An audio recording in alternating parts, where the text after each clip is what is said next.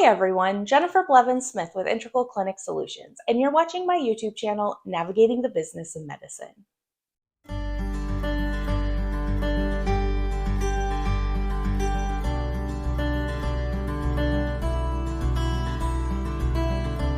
Today I want to talk about conducting internal audits of your practice. You may not think about this if you are a new practice owner or a new manager to a practice, but it's very important to be running and conducting your own internal audits on your staff and their responsibilities. This will help ensure that they are doing everything that's expected of them when it comes to their roles and responsibilities, such as scheduling patients correctly, documenting things accurately, and so on. Each set of the office or each part of the office should have kind of their own checklist that you create to ensure that everything is being followed per your operating procedures. I have another video where I talk about creating your standard operating procedures or SOPs and how important it is to your practice. Once you have those established, that is when you can now go in and check and make sure everyone is following what should be done.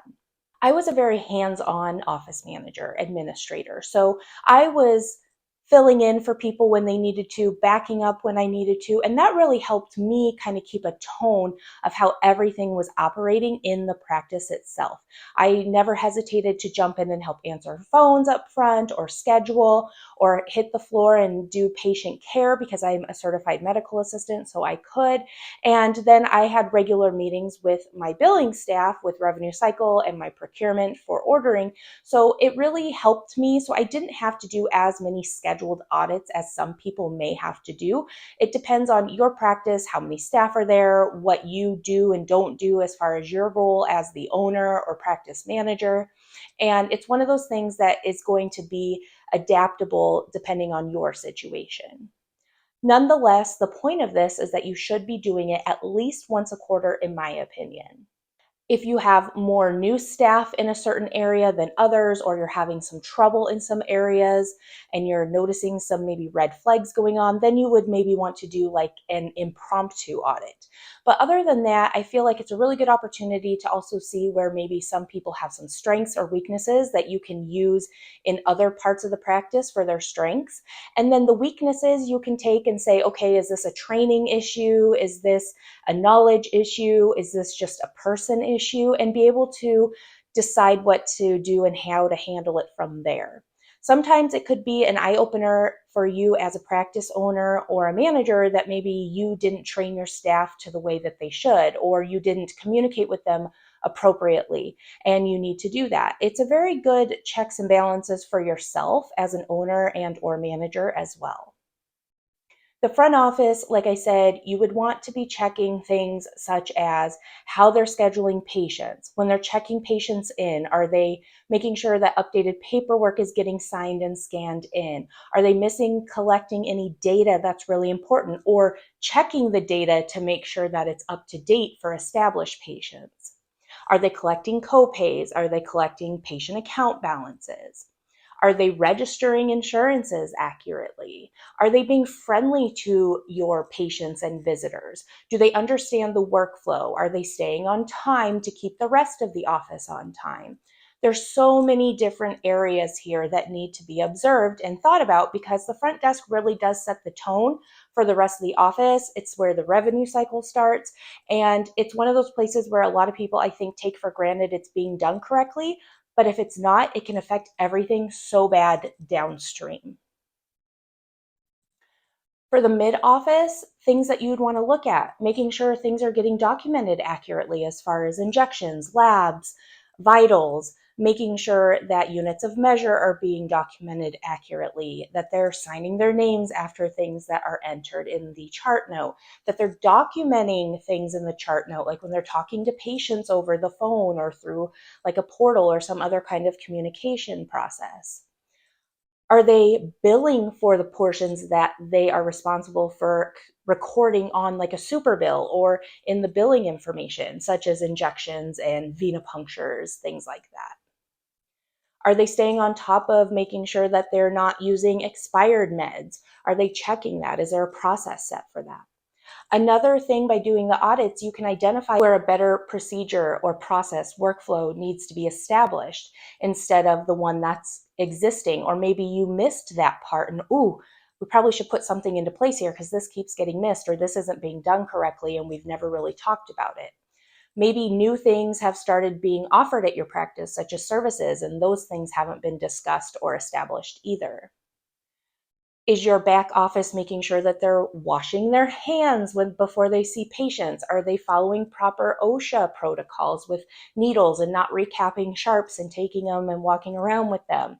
There's so many different angles. Oh, another big one for your front office and backup, well, everybody in the office. Are they being HIPAA compliant as far as not putting PHI in unencrypted electronic communication? Are they mindful of where they're talking about patients within the practice, making sure that no one else can overhear their conversation? And they're being mindful that they're keeping the privacy of patients in mind. Patient safety, HIPAA, OSHA, billing. I mean, there's so many different aspects that should be looked at. Providers are not an exception to this rule.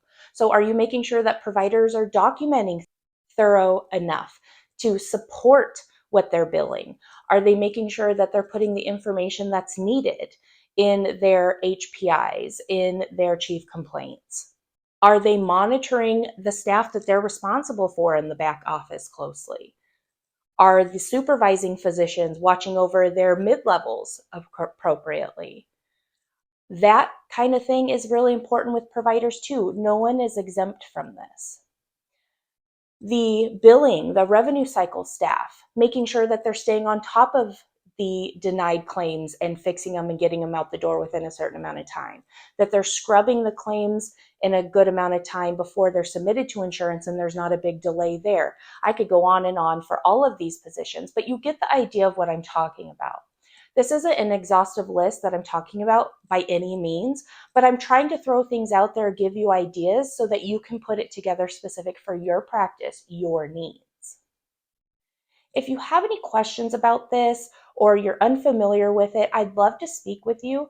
Definitely put a comment down in the comment section below the video and see if we can maybe strike up some kind of conversation, or we can meet offline to talk about it further to see if I can help you. But establishing this regular workflow internally is super important. If you're a provider owner, you should be doing some kind of auditing for your manager or administrator that you are assuming are taking care of these other responsibilities for the rest of your staff. Usually it's kind of a tier, right? You have the provider owner, you have your manager, and then you have the rest of the staff. But someone needs to check on the manager and administrator and make sure they're doing their roles that they're responsible for as well, and making sure they're checking on the roles and responsibilities of the other staff. So it's kind of a double whammy, but you can't assume, unfortunately. Everyone needs a checks and balances in order for you to be successful as a business owner, for patients to have the best care, and for the staff satisfaction, honestly. If you have any questions, again, leave that in the comments below. Smash the thumbs up button if today's video was helpful. Subscribe to my channel if you haven't already, and please share this with all your colleagues. Take care and have a wonderful day. Bye-bye.